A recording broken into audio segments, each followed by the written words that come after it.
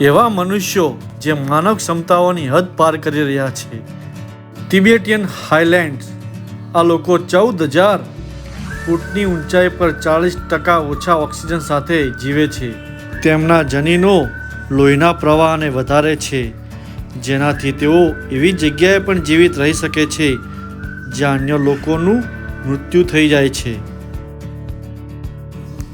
શેરપા ક્લાઇમ્બર્સ.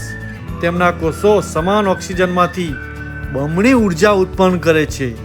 આ જ કારણ છે કે તેઓ તમારો ભારે સામાન ઉઠાવીને આસાનીથી માઉન્ટ એવરેસ્ટ ચડી જાય છે. ધન્ય છે આવા લોકોને. સીમાને લોકો. અત્યાર સુધી નોંધાયેલા સૌથી સ્વસ્થ હૃદય આ લોકોના છે, જેમને હૃદય રોગની શક્યતા 0 છે. તેમની ધમનીઓ પર ઉંમરની કોઈ જ અસર થતી નથી. ઉત્ક્રાંતિએ તેમને અમર હૃદય આપ્યા છે. મોકેન્સી જીપ્સી. તેમના બાળકો ગોગલ્સ વિના પાણીની અંદર એકદમ સ્પષ્ટ રીતે જોઈ શકે છે. તેમની આંખની કીકી સામાન્ય કરતાં 22% વધુ સંકોચાય છે. તેઓ પાણીમાં ડોલ્ફિનની જેમ ફોક્સ કરી શકે છે. ક્લેન્જિન રનર્સ. દુનિયાની 40% મોટી રેસમાં તેઓ જીતે છે.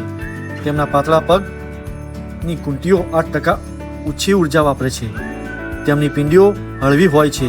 તેઓ જાણે રેસમાં બધાને હરાવવા માટે જ જન્મ્યા છે. બજાવ સી નોમેડ્સ. આ લોકોની બરોળ સામાન્ય કરતાં 50% મોટી હોય છે.